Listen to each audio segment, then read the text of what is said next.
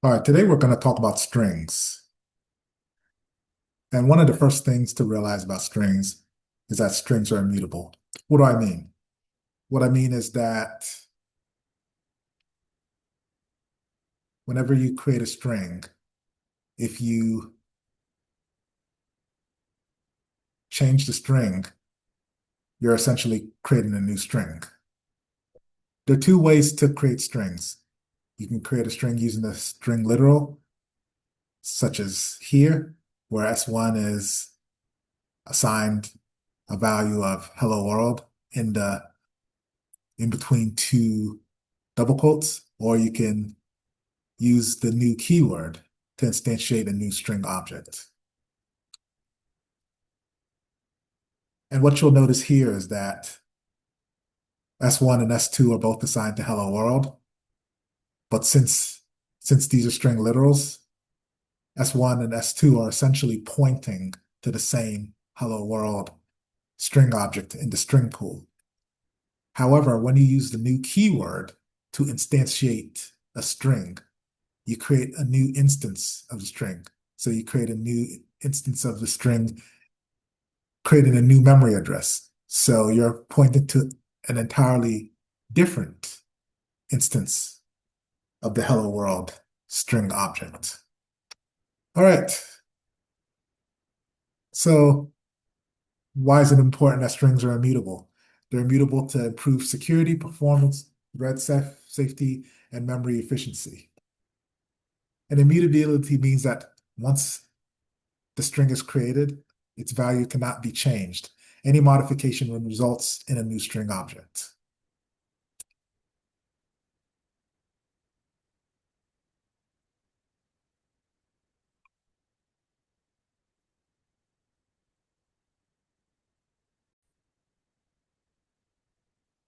Okay, now we're in our IDE. We're back in Eclipse. So let's talk about strings. So as I already mentioned, strings are immutable. And you can create strings in two ways. One through a string literal, and another by instantiating a new string object. So let's check out the first one. So we're going to store a message in a string and display that message. So we're going to instantiate a string literal. So we have a hello literal, which is hello world. Okay. And then let's instantiate another string literal, which is hello literal again. And what I'm going to show is that this hello world, this hello literal, and hello literal again are pointing to the same object. And the way I'm going to do that is by using the equals method and the equality operator. So let's uncomment that. Actually, we don't want to uncomment that. We want to uncomment this. So let's run this and see what happens. So what we're doing is we're comparing these two values and their two memory addresses.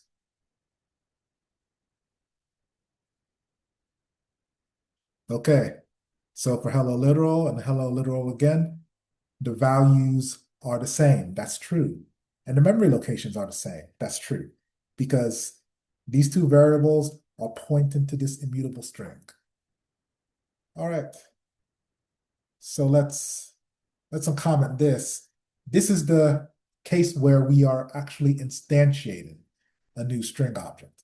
So when you instantiate a new string object, when you use the new keyword, you're creating another location in the string, another location in memory.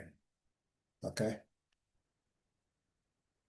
So let's uncomment this.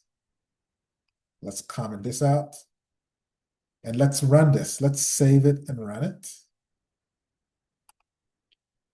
So for the literal and the object, the values are the same, but the memory locations are not the same. And that's because you created a new string object. So you create a new object in memory. Okay.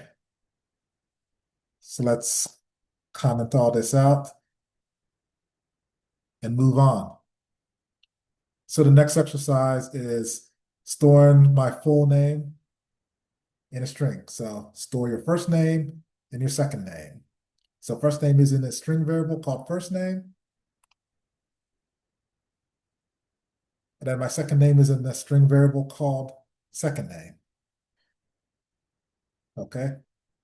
Now we're going to create a third string, and more accurately, I have already created a third string called full name.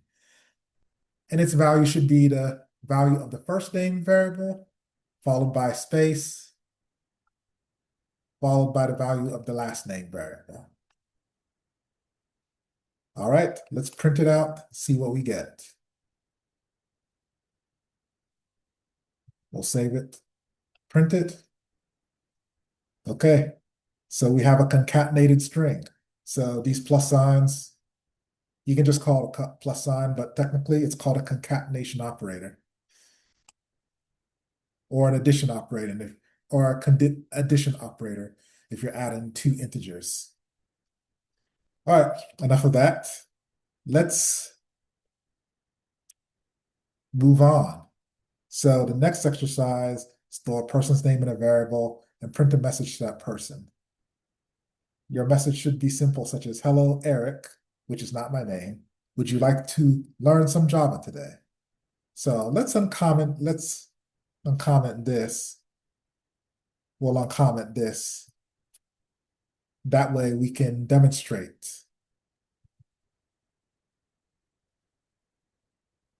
concatenation of strings. So again, we're concatenating a string.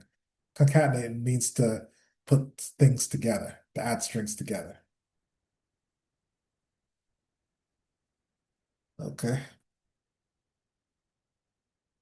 Oh, you know what? I need to uncomment out the others too. My bad. All right, let's fix this. Let's do this. Okay, there we go. That's what I want. All right.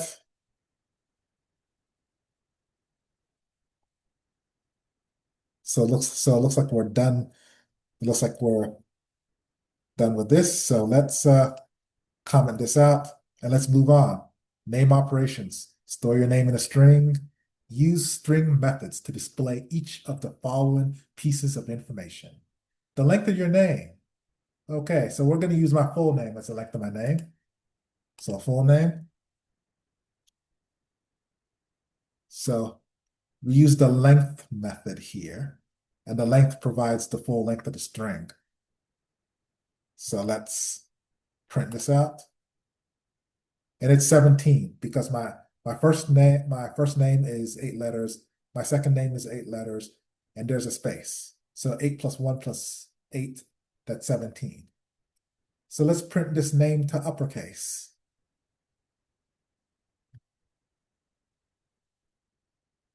So we'll print this. And this is my name in uppercase. So note the uppercase method. Now we're going to use to lowercase. Okay, I add this. So let's see what this shows. So this is to lowercase. Now we want to get the first letter of my name. So the charAt method gets the first letter of my name. Okay, so charAt.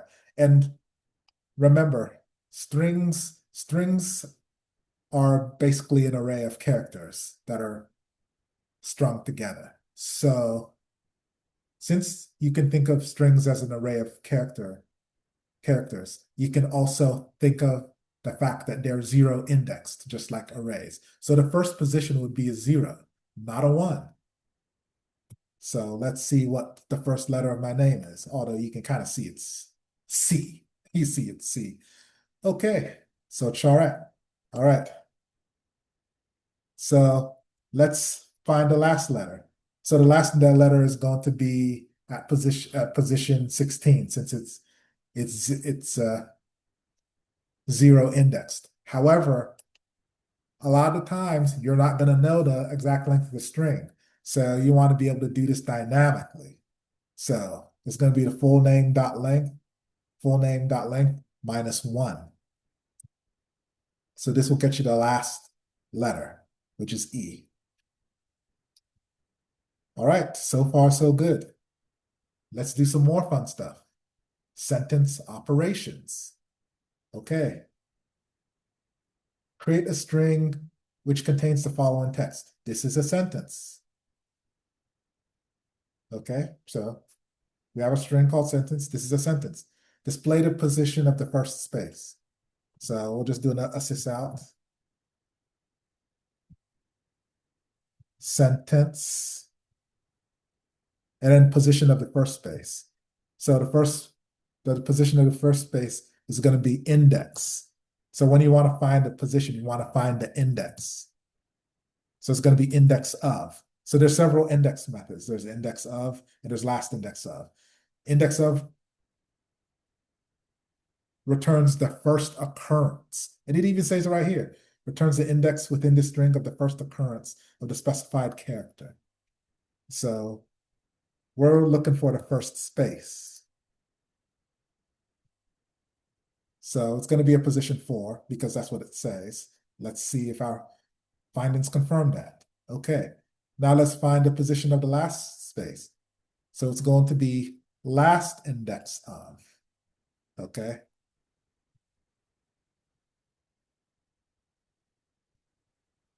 Okay, and let's hover over it. It returns the index within the string of the last occurrence of the specified character. Okay. So the last index of the last space. So that's 9. Display the position of the first letter X. Okay, like we already know X is not going to exist. So when you have a situation when you're looking for a non-existent element in a string or in any collection, you're going to get, well, you're going to get a message that indicates that that element does not exist. And that message is a -1. So it's going to return a negative index. Typically something like -1, but it can be any negative number. All right, display the first 4 characters of the string. Okay, so the first 4 characters, so it's going to be substring, a subset of a string, so substring. So there's a beginning and an end index. So substring method, what it does is it returns the string with the letters starting from the beginning index up until, but not including, the end index. Okay. So we want the first 4 letters. So it's going to be substring, and it's going to be 0 to 4, because since arrays are indexed, are 0 indexed, that 4 is going to be really position 5. So we're going to find the first 4 letters, not including the one at position 5. Okay, and we get this. So let's display the characters of the string from position 10 onwards. So position 10, let's see, up until the last index. So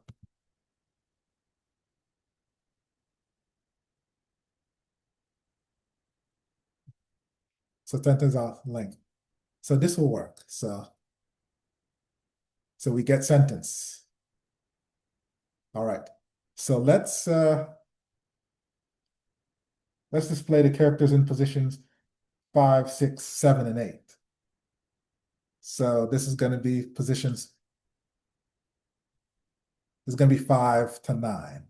So it's because it includes everything up until 9, but not including 9. So that ends up being 5 to 8. Okay. Does the sentence contain the letter A? So contain, that's already a clue. So contains A.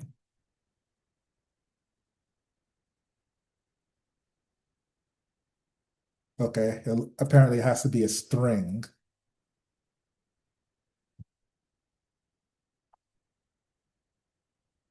So with the double quotes, it's a string. With the single quotes, it's a char. Okay. And does this contain X? We already know it's not. So let's see what this returns. So that returns false. Add the text is to the start of the string and a question mark to the end of the string. So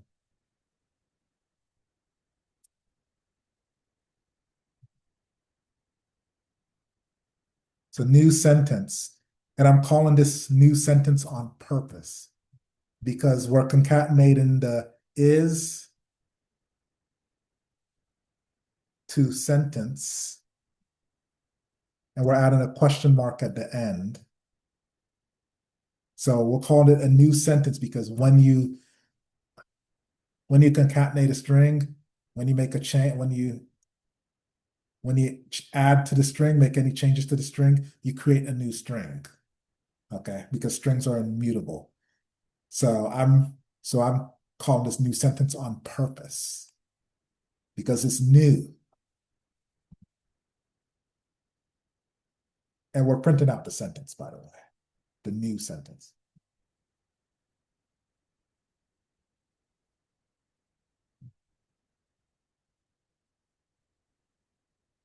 Is this a sentence? Okay. So now let's replace the first letter T, the first lowercase t with the letter uppercase T and display the new value of the string. So that pertains to this string here. So let's remove this. And then it's going to be sentence. There's going to be some kind of replace. So replace first is going to be the best one, but we'll use the plain replace and see what happens. So we're going to replace a lowercase t with a uppercase t. See what happens. So it replaced every lowercase t with uppercase t, but we don't want to do that. We just want to replace the first letter. So we'll just change this to first. We'll replace it. And then this is a sentence. Okay. So it looks like we're done here. So until next time, peace.